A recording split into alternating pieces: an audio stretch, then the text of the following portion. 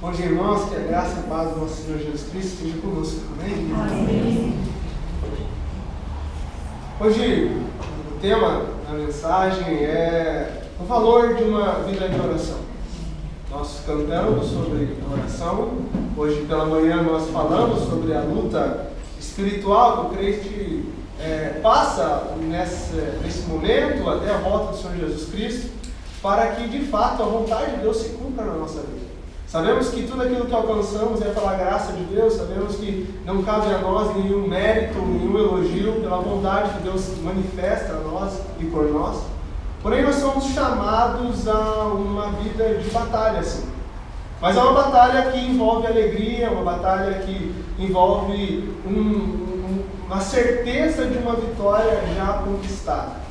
E para falar dessa batalha, para falar dessa vida de oração, para falar sobre o valor da intercessão, eu vou pedir para que os irmãos abram a palavra de Deus no livro de Êxodo, e nós vamos ler no capítulo 17, os versículos de 8 a 16. Livro de Êxodo, no capítulo 17, versículos 8 a 16.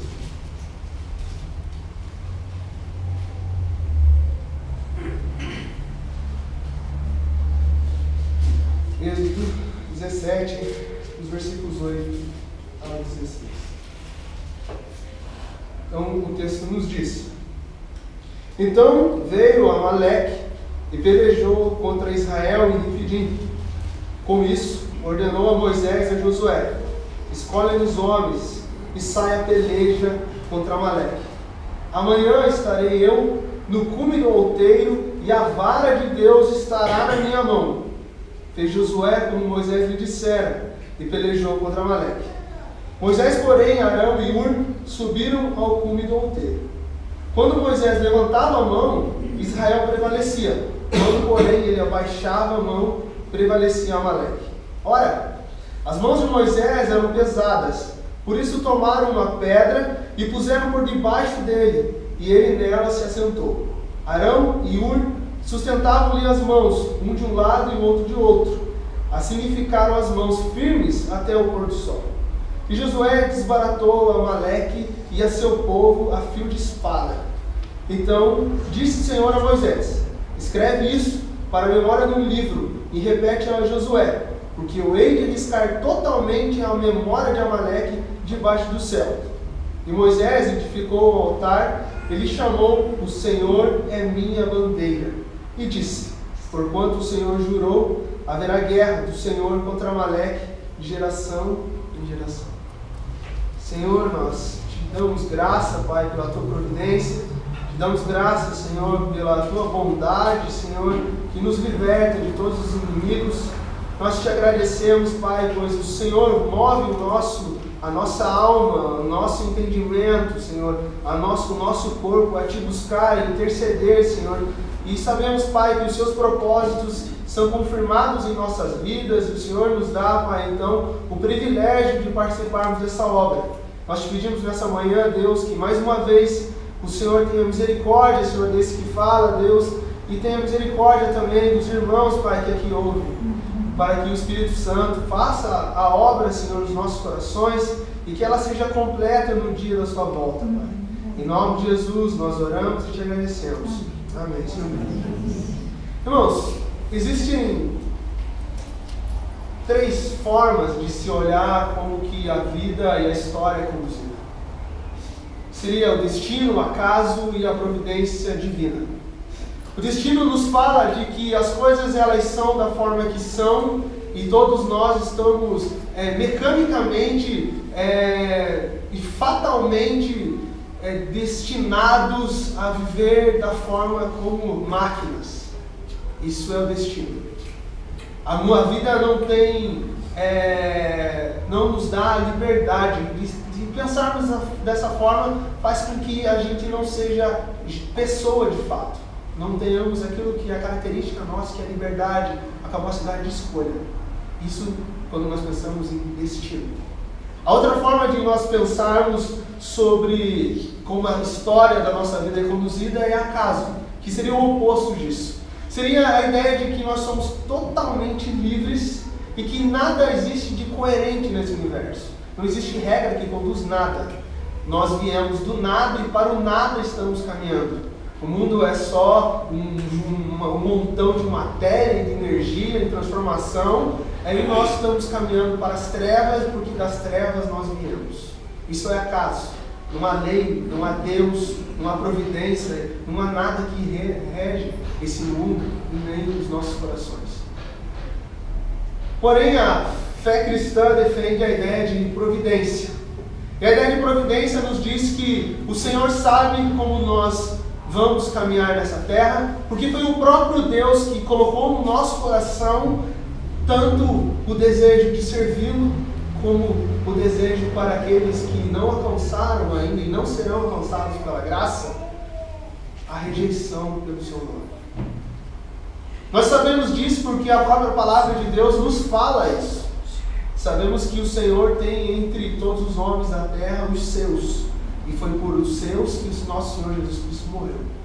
Sabemos que a evidência disso, de crermos nisso, nessa soberania absoluta de Deus, é a marca da conversão de um coração que se rende à graça de Deus e olha para si e se vê totalmente dependentes do amor de Deus.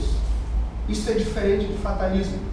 O Senhor, Ele conduz o nosso coração na sua bondade graciosa, de uma forma que nós fazemos sim aquilo que é liberdade, e exercemos então a nossa plena humanidade, mas Deus conhece o nosso coração de uma forma tão profunda e Ele conduz a nossa vida de uma forma subjetiva. O Senhor conduz cada um dos corações aqui e o Senhor não é pego de desprevenido. O Senhor saberia no dia que nós seríamos alcançados pela graça. O Senhor conhece cada um dos nossos passos. O Senhor conhece cada um dos desejos do nosso coração melhor do que nós mesmos. Nós temos certeza que muitas vezes em nossa vida nós nos pegamos em circunstâncias e olhamos para nossas atitudes e pensamos, nem eu mesmo sabia que poderia reagir dessa forma. Mas o Senhor já sabe. O Senhor o homem é limitado, o homem é frágil, mas o Senhor, na sua bondade, escolheu homens limitados e frágeis para que adorassem o seu nome de uma forma livre, de uma forma plenamente humana. O Senhor, Ele não é uma força impessoal. O Senhor é um ser, é uma pessoa, né? O Senhor não é humano, mas o Senhor tem existência plena. E Ele conduz a história e conduz os nossos corações de uma forma tão graciosa que não nos tira a liberdade, mas Ele não deixa de ser plenamente soberano sobre as nossas vidas e tudo aquilo que acontece na história. E é nessa certeza então que nós oramos, e é nessa certeza que nós buscamos a Deus, porque sabemos que podemos confiar num Deus que é forte, num Deus que é poderoso e sustenta a vida. Essa é a nossa confissão de fé. Essa é a confissão da fé cristã, que nos diz, as obras da providência são a sua maneira muito santa, sábia, poderosa, de preservar e governar todas as suas criaturas e todas as ações dela. O Senhor, de uma maneira graciosa, conhece o nosso coração e sabe para onde nós caminhamos e conduz o nosso coração. Como isso se relaciona com a nossa vida de oração? Talvez alguns aqui, ou talvez ouvindo outras pessoas, se perguntem, se Deus conhece o meu coração, se o Senhor Deus é soberano sobre todas as coisas, por que eu devo orar? Por que eu oro? E nessa manhã, então, me proponho, através desse texto, mostrar para os irmãos que a nossa vida de oração é um chamado, sim, de Deus, mas também um privilégio que o Senhor nos concede para que o Senhor, através das nossas vidas, faça com que o seu soberano plano seja realizado nessa terra e nessa nossa existência. Muitos duvidam da afirmação de que Deus intervém na história. Nós cremos de forma absoluta que, por exemplo, o futuro do nosso país não está longe da vontade soberana do nosso Deus, da nossa família, do nosso coração e daqueles que nós amamos. Orar, então, é uma declaração prática de que cremos no Deus que intervém na história. Um Deus pessoal que se relaciona conosco, que tem vontade soberana e conhece muito bem os nossos corações e de uma forma graciosa conduz a nossa vida nessa existência. Irmãos, nós olhamos para o contexto, então, dessa passagem que nós lemos, e nós vemos atos de providência de Deus. Nós vemos Deus livrando o seu povo. Nós vemos Deus, de uma forma tão poderosa, salvando a vida, então, de Israel, salvando a vida assim, daquele povo que era tão pequeno, levando eles para o Egito, em cativeiro, e o mesmo Deus trazendo liberdade. O mesmo Deus, através de mão poderosa, afirma, então, que Ele mesmo endureceu o coração de Faraó para que a sua glória fosse manifesta. Aqui nós vemos, então, que o Senhor não controla apenas os corações dos seus e do seu povo, mas Deus controla o coração e conhece e conduz o coração de todos os homens da terra. Que a palavra nos diz que é o próprio Deus que endureceu o coração de Faraó. O Senhor, agindo de mão poderosa, retira o povo de Deus do Egito, e esse povo começa a peregrinar pelo deserto, caminhando então para a terra prometida, caminhando para Canaã. E é nesse contexto que nós encontramos a passagem que nós lemos. Durante essa peregrinação, o Senhor se revela ao povo um Deus poderoso, um Deus que manifesta para eles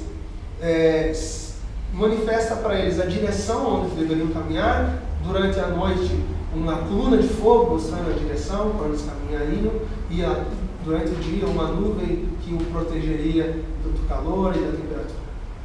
O Senhor revela a eles a sua provisão quando a esse povo que caminhava pelo deserto, provendo alimento, provendo água, provendo aquilo que era necessário para que eles completassem a jornada. Nós sabemos que nem os sapatos, as sandálias, as roupas se desgastaram nesse povo. O Senhor controla as circunstâncias, o Senhor controla a natureza. Uma mão poderosa, uma mão soberana. Porém, nessa passagem nós nos encontramos diante de algumas situações novas.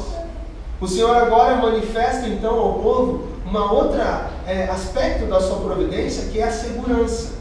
E também o Senhor manifesta isso diante de uma situação que pode acometer qualquer um de nós que estarmos diante do sofrimento e do mal.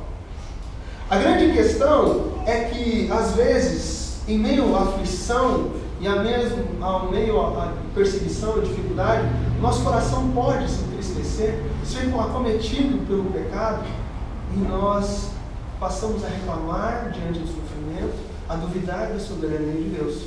Mas nesse texto, irmãos, o ponto alto é mostrar que mesmo em situações difíceis, a mão de Deus continua sendo poderosa e da mão dele não escapa as nossas vidas. O Senhor provém para nós, então, segurança e livramento em meio ao sofrimento. Esse texto, então, eu divido ele, irmãos, em 3 pontos. O primeiro seria a mão poderosa de Deus preservando-nos na nossa vida. Depois, o Senhor cooperando conosco. E por último, o Senhor revelando a nós o seu governo. O versículo 8 nos diz assim, do texto que nós lemos: Então veio Amaleque e pelejou contra Israel em Refidim. Como nós já falamos, o Senhor vinha conduzindo o povo através do deserto. O Senhor também conduz a nossa vida, a vida da nossa família, o nosso coração, nos manifestando a sua vontade através do Espírito Santo, falando o nosso coração para o seu desejo, e a vontade de Deus vem se cumprindo ao dia a dia da nossa vida. O salmista diz assim: Eis que Deus é o meu ajudador e o Senhor é quem sustenta a vida. O Senhor tinha manifestado e mostrado para Israel que ele vinha sustentando a vida de Israel ao longo do deserto, não deixando faltar aquilo que era necessário para que o plano do próprio Deus se cumprisse na vida de Deus, na vida do seu povo. O Senhor, ele não abandona a sua criação. O Senhor, ele não cessou o seu trabalho quando ele termina de criar todas as coisas. A palavra de Deus nos diz que no 7º dia Deus descansou. O Senhor descansou da sua obra de criação. Porém, o Senhor continua trabalhando e sustentando as nossas vidas. A palavra de Deus nos diz que o Senhor sustenta toda a criação com a sua mão e os seus olhos estão cuidando de nós. Se em algum momento os olhos de Deus se desviar da nossa existência ou da criação, é o fim de todas as coisas. O Senhor continua trabalhando de forma ativa. Em João, no Evangelho de João, Jesus Cristo nos faz a afirmação que assim como Deus, o meu Pai, o Pai de Jesus Cristo, continua trabalhando, Jesus Cristo afirma, eu continuo trabalhando até agora. Nosso Senhor, Ele não dorme, o Senhor não cochila, o Senhor tem sustentado cada um do nosso fôlego. A cada respirar nosso é um motivo para nós orarmos e adorarmos a Deus. Da mesma forma que cada respirar, e cada fôlego de vida, e cada manhã, para aquele que não recebe pela fé o nosso Senhor Jesus Cristo, é motivo da sua condenação, é motivo para ele estar totalmente, já é a razão para ele estar na eternidade afastado de Deus. Reconhecemos então que Deus continua trabalhando, é alegria para aqueles que foram alcançados pela graça, mas também é tristeza para aqueles que rejeitam o Evangelho. É a mão poderosa de Deus que sustenta a vida e é o Cristo Jesus que tem nos sustentado. Irmãos, nesse texto então nós vemos que o Deus continua conduzindo o seu povo, mas esse povo ele vai passar por dificuldades, assim como nós passamos por sofrimentos nessa vida. O texto nos fala que que veio Amaleque e pelejou contra Israel e Refidim. Quando nós vamos olhar outros textos, em Deuteronômio 25, vai contar mais ou menos com detalhes como foi esse ataque. Então, Israel estava em caravana pelo deserto e os amalequitas eram um povo nômade. Os amalequitas já tinham briga com o povo de Israel desde a época de Saul, desde antes do cativeiro no Egito. E o que esse povo fazia no deserto? Eles viviam de saque, eles roubavam. Então, vamos imaginar uma grande multidão de pessoas caminhando, e aí o que os amalequitas fizeram? Eles atacaram Israel pelas costas, onde estavam os mais fracos, os mais fragilizados, aqueles que não tinham força para acompanhar o ritmo daqueles que eram mais jovens e mais dispostos. As injustiças dessa vida. Nós podemos passar por injustiça nessa vida. A palavra de Deus nos ensina que nós somos como ovelhas em meio a lobos, mas sabemos que o Senhor nos dá vitória. A palavra de Deus diz que, assim como Cristo sofreu, nós também sofremos com a injustiça nesse mundo. Mas a questão é, não abandone a oração, não abandone a certeza da mão poderosa do Senhor que nos sustenta. Os amalequitas então atacaram Jerusalém, atacaram Israel pelas costas, saquearam, mataram alguns. E aí, diante dessa situação, diante do mal, como que reage o povo de Deus? Como que reage? Quando nós vamos ver esse mesmo povo em alguns versículos anteriores, quando eles tiveram algum problema, por algum tipo de escassez, falta de alguma coisa, eles reclamavam. E se nós voltarmos a alguns versículos, lá no versículo 3, vai dizer que por um problema de falta de água, o povo teve sede, esse povo reclama com Moisés e pergunta para Moisés, por que você nos tirou do Egito e nos trouxe aqui para fazer a vontade de Deus? Será para que a gente morresse no deserto de seco? Aí Moisés responde para eles, não é contra mim que vocês estão atentando, mas estão atentando contra a vontade de Deus. A ordem aqui então é que em meio de sofrimento nós não temos o direito de reclamar com Deus. Não murmure com Deus. O ponto da reclamação era tão grande com Moisés, é que Moisés tinha medo de ser apedrejado. Ele vai diante de Deus e intercede pelo povo. E Deus providencia então o livramento e providencia a água. E agora novamente eles estão em uma situação difícil. O povo é atacado, o povo sofre então uma injustiça. E qual é então a reação em meio ao sofrimento? Em meio ao sofrimento, nós temos a resposta de Moisés que nos diz: com isso, ordenou Moisés a Josué: escolhe-lhes homens e saia e peleja contra Amaleque. Amanhã estarei eu no cimo do outeiro, e o bordão de Deus estará na minha mão. Fez Josué como Moisés lhe dissera, e pelejou contra Amaleque. Moisés, porém, Arão e Hur subiram ao cimo do outeiro.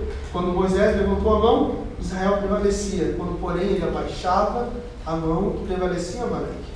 Ora, as mãos de Moisés eram pesadas. Por isso tomaram uma pedra e a puseram por debaixo dele. E ele nela se assentou. Arão e Hur sustentavam-lhe as mãos de um lado e do outro, e assim lhe ficaram as mãos firmes até o pôr do sol. O que aconteceu em meio ao sofrimento? Moisés não duvidou.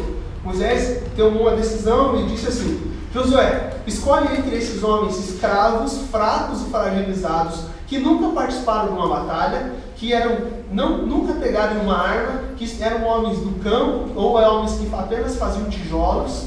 Desses fracos, desses frágeis, desses sem experiência, eu vou usá-los para que o meu propósito seja realizado.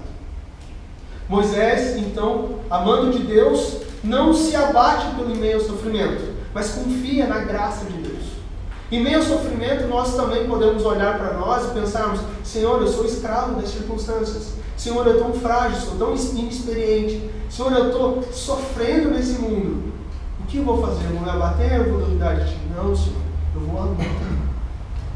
Em meio a esses homens frágeis, em meio às nossas situações de dificuldade, o Senhor quer manifestar a sua grandiosidade, o seu poder, a sua soberania. Em meio então à dificuldade, Josué recolhe e escolhe alguns homens e vai à luta contra os inimigos de Deus. Enquanto isso, Moisés sobe ao cimo do outeiro, sobe no alto de uma montanha, e lá nessa montanha ele intercede pelo povo que lutava a batalha de uma forma física. Deus agiu de uma forma diferente nesse momento. O Senhor, nos livramentos anteriores, Ele agiu de uma forma sobrenatural, agiu de uma forma direta na criação. Ele, de uma forma milagrosa, fez brotar água de uma rocha. Ou Ele fez que codornizes voassem exatamente no lugar onde eles precisassem, ou derramou maná do céu para que o povo fosse alimentado. Mas nesse momento agora, o Senhor, que sustentava o seu povo, resolveu usar o próprio homem para que o milagre acontecesse. O Senhor nos deu e nos dá o privilégio para que a gente coopere com a obra do Senhor.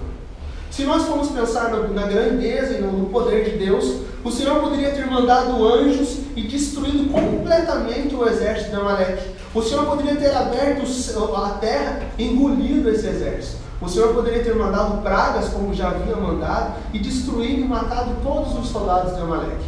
Mas isso não aconteceu. O Senhor escolheu homens frágeis, fracos, inexperientes, cansados, para vencer aquela batalha e para que a glória dele fosse manifesta aos homens. Dessa forma acontece conosco também. Somos convocados e chamados para viver o milagre do dia a dia. Às vezes nós pensamos que a manifestação do milagre acontece apenas na palavra de Deus de uma forma grandiosa. Mas o fato de nós estarmos aqui, reunidos, orando, buscando a Deus, é o verdadeiro milagre da conversão e da fé. A forma que um pai de família se mantém fiel, uma mãe de família se mantém fiel ao Evangelho para criar e educar seus filhos, uma forma que um jovem dá um bom testemunho pela fé em nosso Senhor Jesus Cristo, isso não vem de nós, não é natural, não nasce do nosso coração nesse tempo. Ele é dom de Deus que vem do céu, ele é milagre. Da mesma forma que seria milagre se Deus abrisse a terra e engolisse os soldados, foi milagre Deus ter vencido essa batalha com homens frágeis e escravos. Quando nós olhamos para o relato de Moisés, Moisés fala assim: eu vou subir o cimo do outeiro e a vara de Deus vai estar na minha mão. Algo que precisa ser dito é que o poder não está na vara de si. Não é mágica que acontece. Não é a vara em si, não é a figura de Moisés, mas é a intercessão de Moisés pelo povo de Deus que faz com que a vitória do Senhor seja manifesta. É a vitória de Deus acontecendo através do meio que o Senhor estabeleceu para que ela fosse alcançada. Moisés sobe o cimo do outeiro, ergue as mãos, ergue os braços, e enquanto os braços de Moisés se mantêm firmes, o povo de Deus avança e vence a batalha. Apesar que quando os braços de Moisés vão enfraquecendo, Amaleque vem avançando sobre o povo de Israel e vem vencendo aquela batalha. Isso nos demonstra uma atitude intercessória. No Salmo 141 nos diz assim: seja a minha oração como um incenso diante de ti, e o levantar das minhas mãos como a oferta da tarde. Levantar a mão aqui é símbolo de oração. É uma maneira que o homem manifestava, então, como uma adoração a Deus, e clamando a Deus para que Deus manifestasse misericórdia pelo seu povo. Duas lutas, então, são travadas. A luta de Moisés e a luta de Josué na batalha. Nós vemos aqui então Deus cooperando para que o povo de Deus vencesse a batalha e os seus planos fossem realizados, os planos de vida de Deus se concretizassem. Quando nós olhamos para essa cooperação, outra palavra poderia ser usada, que é concorrência. O que é concorrência? Concorrência é a ideia, talvez, para nós, de que duas empresas, por exemplo, no comércio, duas empresas briguem para vencer, uma vencer a outra e tirar proveito para si mesmo. Mas se nós fôssemos olhar para a concorrência de uma maneira justa, né, duas empresas competindo, então, para oferecer um serviço melhor. Por que eu usei esse exemplo da concorrência? Duas forças estão acontecendo aqui, nesse texto, para que o propósito de Deus viesse a acontecer. Uma força que parece ser contrária, que é os amalequitas atacando o povo de Israel, e a força de Deus usando para que o plano de Deus fosse cumprido. Quem está cumprindo a vontade de Deus aqui? Quem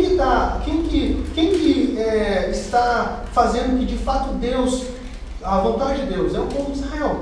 Porém, os amalequitas, eles não estão longe da vontade de Deus. O Deus não estava, ele não pegaram Deus de surpresa, né? A vontade permissiva de Deus faz com que até o mal coopere para que Deus, a graça de Deus fosse manifesta e a glória de Deus manifesta a todos os homens.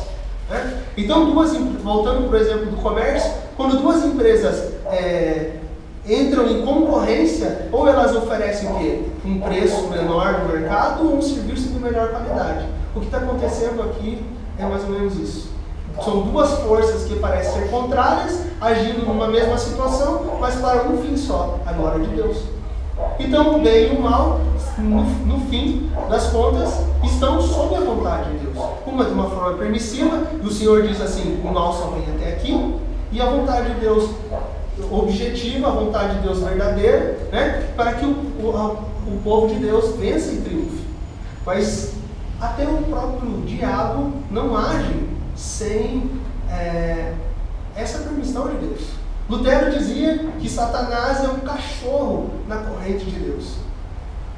Quando ele solta a corrente, ele ataca. Quando Deus puxa a corrente, ele volta. Então nós não precisamos ter medo diante de uma batalha de Satanás. Nós devemos nos apegar a Deus sim, devemos buscar assim diante do mal, mas sabemos que o Senhor é infinitamente soberano sobre a sua criatura, inclusive ao anjo caído, as forças das trevas. Fala-se muito de batalha espiritual, mas esquece que não há força que se compare à força do nosso Deus. O mal não vai prevalecer sobre Deus. Assim como os amalequitas foram freados pelo próprio Deus, o mal que acontece na nossa vida, até mesmo aquele mal que vem das trevas, ele é freado pelo próprio Deus. Então aqui nós temos uma ideia de cooperação. Se antes nós tínhamos Deus sustentando, agora nós temos Deus usando circunstâncias da vida para que os seus propósitos se realizassem. E Deus faz com que todas as coisas cooperem para o nosso bem. Não é isso que a palavra do Novo Testamento nos diz? E todas as coisas mesmo, até aquelas que nos fazem sofrer. A vara de Deus estava na mão de Deus, na mão de Moisés. A vara de Deus para nós seria o Espírito Santo, irmãos. O Espírito Santo do Senhor age na nossa vida. O Espírito Santo é o poder de Deus. É com ele que nós nos apegamos, né? Lá no livro de Atos nos diz que o Senhor iria nos revestir com o poder de Deus, e a partir do poder de Deus que nós fazemos a vontade de Deus. O mérito aqui não é nem de Josué e nem de Moisés na batalha vencida. O mérito é do poder de Deus, que usa tanto os braços de Josué como a intercessão de Moisés. Então nós temos aqui uma manifestação do poder, da soberania de Deus, usando até circunstâncias difíceis. As nossas orações, então, de uma perspectiva humana, nós olhamos e oramos e pedimos para que os planos de Deus se cumpram sim, para que as coisas de Deus se cumpram, mas nós não oramos para que a vontade de Deus seja mudada. Nós não oramos assim, vamos fazer uma campanha de oração e durante essa campanha nós vamos orar aqui por determinados dias e depois que nós vencermos esses dias de oração, nós vamos fazer com que Deus mude a sua vontade e aí se faça a nossa vontade. Não é assim que funciona. Vamos fazer uma campanha de oração, sim, porque nós estamos convictos que a vontade de Deus vai ser realizada, e o Senhor escolheu o meio da oração para que essa vontade de Deus fosse manifesta a todos os homens. Quando nós olhamos a oração do Pai Nosso, a oração nos diz assim, que a sua vontade, que o reino dos céus venha à terra, que a vontade que está no céu se manifeste na terra, e não o contrário, que a vontade da terra seja manifesta no céu. Nós oramos então para que uma ordenança de Deus, oramos para que a vontade de Deus se cumpra nessa terra, mas oramos ser certos de que o Senhor já nos deu a vitória. Sabemos que se passarmos por sofrimentos, por dificuldade, se a nossa vida for tirada, ainda assim seremos mais vitoriosos do que todos os homens dessa terra, mais vitoriosos, né, sobre todas as coisas. Então, numa perspectiva soberana de Deus, aquilo ia se acontecer da forma que aconteceu. O Senhor, Ele não decreta apenas o fim, mas Ele decreta um meio. O mesmo Deus que disse que o resultado seria esse, Ele disse, para que esse resultado acontecesse, eu convoco a minha igreja à oração. Se estamos tristes e estamos aflitos pela situação do nosso país, e talvez pensássemos assim como reformados, como presbiterianos, Deus é soberano sobre todas as coisas. Então não vamos nos envolver, não vamos fazer a nossa parte, porque o que tiver que acontecer vai acontecer. Não é assim. E também não vamos, e outro lado, não vamos nos desesperar. Vamos buscar o Senhor sim, vamos buscar viver a nossa vida de testemunho, como foi nos ensinado hoje pela escola bíblica dominical, mas na certeza, os planos de Deus serão cumpridos na nossa vida e nessa terra. E o Senhor, a glória de Deus será manifesta. A oração feita por um justo pode muito em seus efeitos. Tiago 5,16. Deus estabeleceu o meio. A oração é a forma que o Senhor age nas nossas vidas e faz com que os planos de Deus sejam cumpridos. O Senhor disse para Moisés, suba ao monte do outeiro. Moisés não tomou essa atitude sozinho. Ele recebeu uma ordem de Deus. Da mesma forma que nós recebemos uma ordem para orarmos e buscarmos a Deus, porque esse é o meio que o Senhor estabeleceu para que a sua igreja de fato seja visível, ou mais visível na terra. Né? Interessante é que também essa mensagem nos ensina que não basta nós orarmos e deixarmos de trabalhar. Devemos orar sim, mas o povo também está batalhando. Moisés está no monte e Josué está no vale. Assim é a nossa vida, assim. Uma vida de fé operosa. Uma fé que se manifesta em atitudes, em decisões, em exercício da liberdade. Isso nos encaminha para o último ponto, que é o governo de Deus. O versículo 13 nos diz assim, e Josué desbaratou Amaleque ao seu povo ao fio de espada. A vitória veio para o seu povo. Não havia dúvida de que Deus iria vencer essa batalha, apesar das dificuldades. O governo está realmente na mão de Deus. A execução do seu propósito eterno abrange todas as coisas. Quando nós vamos ler o livro do profeta Isaías, o texto, capítulo 33, versículo 22, nos diz que Deus é Deus sobre Israel, mas Ele também domina sobre todas as nações. Deus é governo sobre todas as coisas. Deus exerce sua soberania sobre todas as circunstâncias. Tudo é para a glória de Deus. Porque dele, por meio dele, para ele são todas as coisas, a ele, pois, a glória eterna. Amém. Tudo é para a glória de Deus. E tudo é tudo, irmãos. Não há nada que não seja para a glória de Deus. A palavra nos diz que até o cair do justo é para a glória daquele que quando o Senhor levantar. A nossa queda, o nosso pecado, vai se manifestar em gratidão e glória a Deus quando o Senhor nos restabelecer. A palavra de Deus nos garante de que a nossa alegria será plena na consumação, quando o Senhor Ele manifestar com plenitude o seu governo. E nada vai passar desapercebido na vontade de Deus. Versículo 14 nos diz, então diz o Senhor a Moisés, escreve isso na memória de um livro e repete ao Josué, porque eu hei de riscar totalmente a memória de Amaleque debaixo do céu. O Senhor nos garante que esse foi a primeira batalha de Israel, mas não seria a última. Não seria a última vez que o Senhor ele ia ele ia o povo de Israel ia confrontar-se com os amalequitas. Versículo 16 nos diz assim: e disse porquanto o Senhor jurou, haverá guerra do Senhor contra Amaleque de geração em geração. Qual que é a lição que nós tiramos para isso? Talvez alguns pensam e questionem a soberania de Deus, dizendo assim: se Deus é tão soberano, por que ele não acaba com todo o mal do mundo? E essa é uma afirmação que nós temos que responder. A nossa resposta é: para Deus o tempo ele não existe. O Senhor nos garante e nos dá a certeza que o mal será vencido e totalmente destruído com a vinda de Jesus Cristo. Mas durante esse período, o sofrimento ele é didático. O sofrimento ele tem um propósito de ensinar e tornar os nossos corações mais humildes. Há um propósito no sofrer. O sofrer para o ímpio é simplesmente desgraça. O sofrer do justo é para se conhecer e aprender a confiar mais em Deus.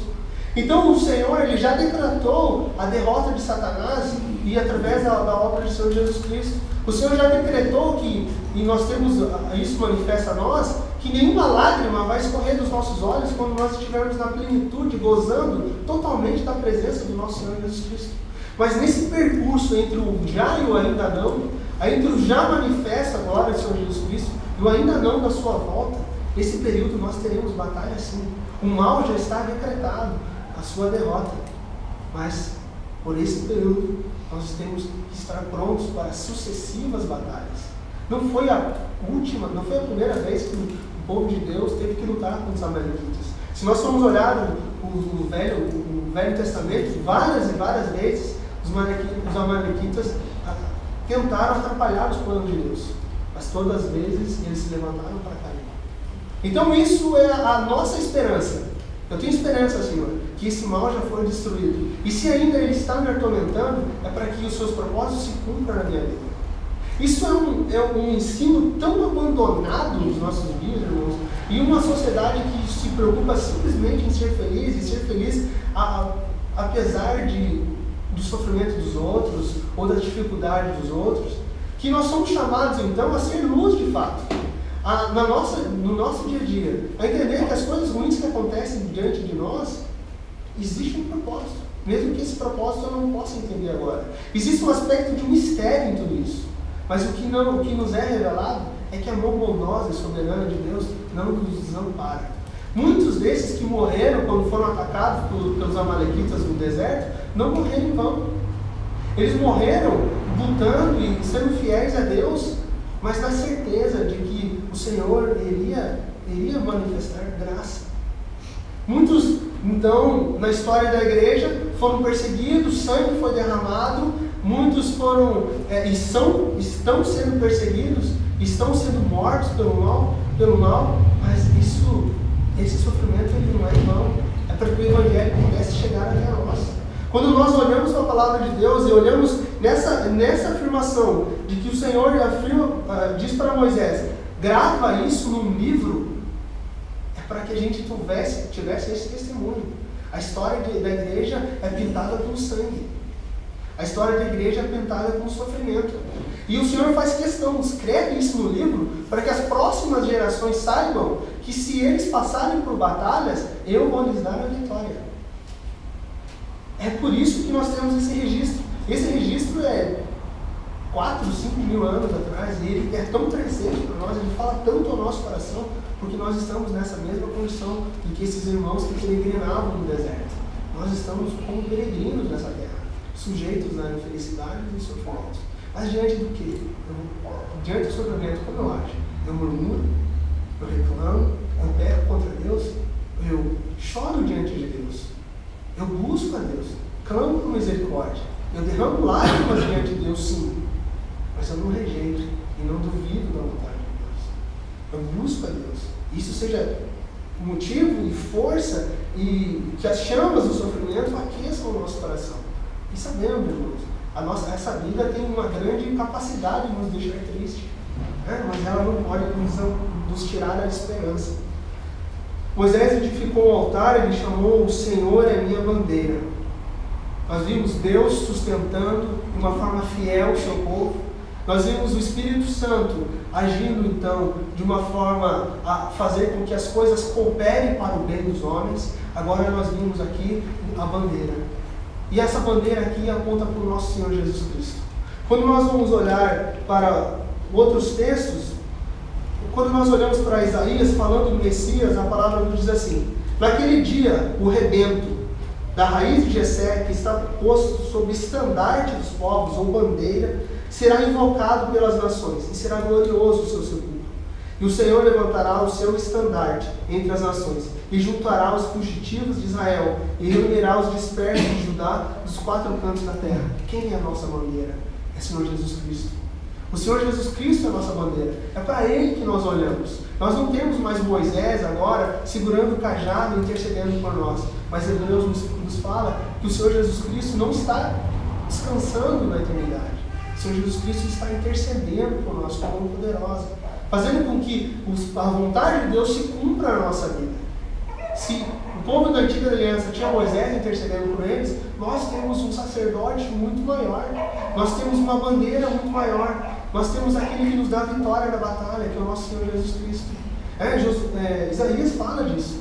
O seu túmulo será glorioso. Por quê? Porque o túmulo estava vazio. Nós servimos um Cristo vivo, um Cristo que se relaciona conosco, como nós cantamos, um bom amigo, em que nós buscamos em oração. Se o sofrimento vier até nós temos certeza que Cristo passou pela essa terra e passou pelo sofrimento que nós não imaginamos. Então nós podemos chegar diante de Deus sim e pedir: Senhor, tenha misericórdia de mim, mas não deixe que eu vacile na fé. Não deixe que eu fraqueje na fé. Não deixe que eu abandone, então, o Evangelho, Senhor. Me dá força. E se minha boca, por algum momento, Senhor, algum pensamento, duvidar da sua bondade, me perdoa, Senhor. Em meio ao sofrimento, onde a nossa fé é aprovada e manifesta. Em meio da certeza, da confiança do Cristo que é vivo, a bandeira do túmulo glorioso, daquele que ressuscitou e que está vivo. Nós precisamos crer nisso. E só vamos crer nisso quando nós buscarmos o Senhor dia a dia, nesse propósito, nessa vida de oração. A vida de oração nos fala disso, do Senhor que nos sustenta, que o Senhor que usa, pela sua providência, situações até ruins para que colaborem com os seus propósitos sejam manifestos, mas também nos aponta para Cristo. A fé que nos aponta para aquele que está vivo, aquele que governa todas as coisas. É o próprio Cristo, o estandarte do Senhor Jesus Cristo, a bandeira. Por que serve uma bandeira numa batalha? É a bandeira que direciona para onde o povo deve caminhar. É um estandarte, pode ser uma lança, pode ser a vara, pode ser o cajado de Moisés. Mas no nosso caso, a bandeira é o próprio Senhor Jesus Cristo. É para Ele que nós mantemos os nossos olhos firmes. É como o apóstolo Pedro, quando desce das águas e caminha, e ele treme, ele sente medo, e aí ele vai afundar e ele recorre a quem? Jesus Cristo lhe toma pela mão e ajuda ele a terminar o percurso. E lhe traz a segurança. É o Cristo vivo que nos conduz e nos leva a Canaã, nos leva ao lugar da nossa segurança, no lugar onde não vai ter mais sofrimento. O mal já foi derrotado. Amém, irmãos? Amém. Então, é a certeza de um perpétuo e de um eterno sacerdócio do Senhor Jesus Cristo. Como algumas aplicações, irmãos, nós temos que ter a certeza de que o Senhor Jesus Cristo é a expressão exata de Deus. O Senhor Jesus Cristo é essa expressão plena de Deus, esse poder manifesto de Deus que Ele tem nos sustentado. A palavra de Deus lá em Hebreus, capítulo 1, versículo 3, diz que o Senhor, toda a criação é sustentada pela palavra de Jesus Cristo. Essa é a certeza e é nisso que nós buscamos e desenvolvemos a nossa vida de oração. Aqueles que oram, então, são colaboradores da obra de Deus. Nós temos o privilégio da oração. Nós pensamos na oração às vezes como um dever, uma disciplina espiritual, mas então passamos a olhar de uma forma mais positiva. O Senhor nos concedeu então o privilégio de usarmos o nosso coração, a nossa alma, a nossa boca, para que os seus propósitos se cumpram nessa vida. A doutrina então da providência gera em nós a alegria e a certeza antecipada do triunfo. A providência então é a alegria e a razão de nós orarmos. A soberania de Deus não diz que nós não devemos orar. A soberania de Deus diz que a certeza que as nossas orações serão ouvidas por Senhor. Aparentemente, quando o Senhor nos diz não, nós devemos continuar alegres, porque a a vontade de Deus foi manifesta na nossa vida, e a vontade de Deus é boa e perfeita, agradável a nós. O significado da oração é compreender que Deus opera através de causas secundárias. O Senhor não opera através apenas de milagres. O Senhor usa através a mão de um médico para nos livrar de uma doença. O Senhor usa circunstância. O Senhor usa o coração e o ouvido de um irmão que vai nos dar um bom conselho. Usa um irmão mais velho para nos discipular. Usa a mensagem do pastor, o cuidado do pastor, o cuidado da igreja, para que a vontade de Deus seja manifesta na nossa vida. Usa situações que às vezes a gente passa, não percebe na hora que é a vontade de Deus, e para frente nós olhamos para trás e vemos os livramentos. A mão de Deus continua agindo. A nossa vida é um verdadeiro milagre. Se o Senhor deixar um segundo sequer de olhar para nós, toda a existência será consumida. Preservar na oração, por último, é uma batalha, crendo que o poder vem de Deus. A batalha de Moisés era tão intensa quanto a batalha de Josué. As mãos de Moisés foram ficando pesadas. Mas nós temos a comunidade da fé. Moisés tinha Arão e tinha Hur para nos sustentar as mãos. Nós temos a oração em comunidade e em igreja. Nós devemos conhecer os irmãos, uns aos outros. Né? Devemos interceder uns aos outros. Devemos estar em comunhão, para que quando o braço de um estiver esmorecendo, o outro irmão está ali próximo, está nos ajuda, juntos, em comunidade, em comunhão, para que os propósitos de Deus vençam, né? Alcancem, sejam realizados de fato. Nós temos o privilégio de anunciar o Evangelho nessa terra e darmos um bom testemunho, e somos chamados então para essa batalha. Mas a diferença é que não é talvez a gente vai vencer, nós somos mais que vencedores. Os planos de Deus vão se cumprir, mesmo que seja através de uma forma misteriosa e que nesse momento nós não entendemos, mas a fé nos garante isso.